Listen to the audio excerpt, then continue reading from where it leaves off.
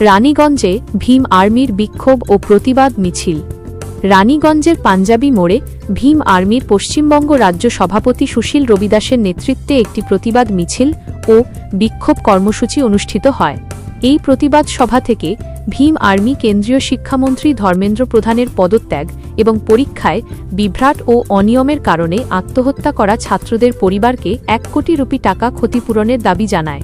তাছাড়াও গত 20 জুলাই দিল্লিতে ভীম আর্মির জাতীয় প্রধান চন্দ্রশেখর আজাদের নেতৃত্বে পরিচালিত প্রতিবাদ মিছিলে পুলিশের কথিত লাঠিচার্জের তীব্র নিন্দা জানিয়ে এই ঘটনার নিরপেক্ষ তদন্তের দাবি তোলা হয়।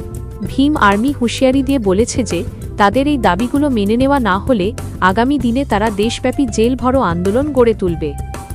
राष्ट्रीय स्तर का कार्यक्रम है हमारे आदरणीय बड़े भाई चंद्रशेखर आजाद जी का द्वारा और हमारे राष्ट्रीय अध्यक्ष विनय रतन सिंह जी का द्वारा ऐलान किया गया।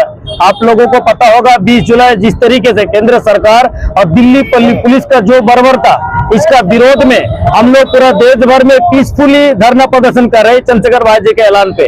ये आज पूरा भारत में राष्ट्रीय स्तर का हो रहा। हम लोगों का डिमांड है कि धर्मेंद्र प्रधान का तत्काल उनका बर्खास्त होना चाहिए। दूसरे नंबर में जिन बच्चों ने जो नेट का एग्जाम ना देने की वजह से वो अपना सुसाइड कर लिया, उन परिवारों को 1 करोड़ करके मुआवजा देना होगा केंद्र सरकार को। तीसरे नंबर में जो मुख्य बात है कि जो दिल्ली पुलिस के साथ आप लोग देखे होंगे सिविल ड्रेस में बहुत सारे हवाई चप्पल पहन करके जो पुलिस बन करके हमारे स्टूडेंट विद्यार्थियों के ऊपर जो लाठीचार्ज करने का काम किया, ये लोग कौन थे? ये पूरे हम लोगों का ये है कि पुलिस प्रशासन का द्वारा उनको छानबीन होनी चाहिए और जो लोग अगर कोई गलत लोग बिना पुलिस वाले को है तो उनके ऊपर कड़ी से कड़ी कार्रवाई होनी चाहिए। इस तरीके कई सारे मांगों को लेकर के हम लोगों ने शांतिपूर्ण तरीके से डीएम डेपुटेशन दे रहे हैं और राष्ट्रपति महोदय का ज्ञापन भी हम लोग 3 बजे सौंपेंगे।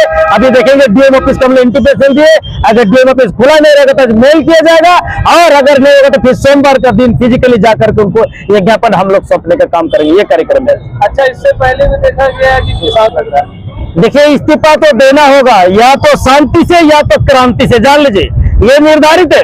अगर ये शांति से धर्मेंद्र प्रधान इस्तीफा दे दिया तो चलो ठीक है, अगर नहीं दिया तो बड़े भाई चंद्रशेखर आजाद जी ने ऐलान कर दिया हम सड़क पे उतर के आंदोलन करने वाले हैं। और ये जो हम लोगों को पुलिस का जेल का डर दिखा रहा है ना, हम लोग आने वाले दिन में जेल भर आंदोलन भी करेंगे और देखेंगे पुलिस प्रशासन का जेल का एरिया कितना बड़ा है। इस देश के करोड़ों युवा बेरोजगारों को जेल में डालने का काम करें, हम लोग उसके लिए भी तैयार है। शांति से हो या क्रांति से, उनको कुर्सी छोड़ना ही पड़ेगा, दूसरा कोई बातचीत अभी नहीं होने वाला है। सरकार के इस रवैये से जो बच्चों के आने वाले, देखिए सबसे बड़ा बात तो यह है जिस तरीके से नौटंकी चल रहा है हमारे किसानों का, जो देश का अन्नदाता है, जिन्होंने पूरा देश को खाना खिला रहा है, उनका भी मूवमेंट 9 महीने चला। आपने कहा अब पूरा देश भर के लोगों ने देखा, तब जाकर के सरकार ने झुका और झुक करके किसानों को बात माना। तो वो तो अन्नदाता था, अन्न देने वाला था, लेकिन ये स्टूडेंट युवा आने वाले पीढ़ी का हमारे उज्जवल भविष्य था। कोई इसमें से डॉक्टर बनने वाला है, कोई इंजीनियर बनने वाला है, कोई कलेक्टर बनने वाला है, पढ़ा लिखा वर्ग यहाँ पर निर्माण होता है और देश को सही ढंग से चलाने वाला था। लेकिन इस पे सरकार का प्रॉब्लम है, सरकार बात ना सुनने के पीछे जो सबसे बड़ा कारण है जो आज हम लोगों को समझ में आ रहा है। अगर सरकार जनता का होता तो जनता के दर्द को समझता और जनता से डर होता। इस सरकार जनता का सरकार नहीं है, इस सरकार जबरदस्ती ईवीएम के द्वारा बनाया गया सरकार है, इसीलिए सरकार झुकने में इतना नौटंकी कर रहा। सुशील रविदास, प्रदेश अध्यक्ष, भीम आर्मी, पश्चिम बंगाल। यही बोलना चाहूंगी कि जो भी वहाँ पर हो रहा है वो बहुत ही गलत हो रहा है, क्योंकि जो भी प्रोटेस्ट चल रहा है वो स्टूडेंट के लिए चल रहा है। स्टूडेंट जो इतनी पढ़ाई पढ़ के और वो लोग रिक्शा चला रहे हैं, ठेला चला रहे हैं, पढ़ने के बाद ग्रेजुएशन करने के बाद डिग्रियां हासिल करने के बाद यही सब हो रहा है। और जो अनपढ़ अंगूठा छाप है वो देश चला रहे हैं। तो इसी के लिए हमारा प्रोटेस्ट में भाग लिए थे हम लोग भी, और जो पेपर लीक हुआ है उसके लिए हम नरेंद्र प्रधान का इस्तीफा मांगते हैं। बस उसको इस्तीफा देना ही होगा और उसके साथ साथ मोदी को भी इस्तीफा देना होगा, क्योंकि वो नहीं चला पा रहा है देश को। वो प्रधानमंत्री होने के बावजूद भी वो अपनी सेना को मतलब नेतृत्व अच्छा से नहीं कर पा रहा है। ठीक है, उसको भी इस्तीफा देना पड़ेगा और नरेंद्र प्रधान को भी इस्तीफा देना पड़ेगा, वरना जब तक इस्तीफा नहीं देगा तब तक हमारा इस तरह से ही प्रोटेस्ट चलता रहेगा।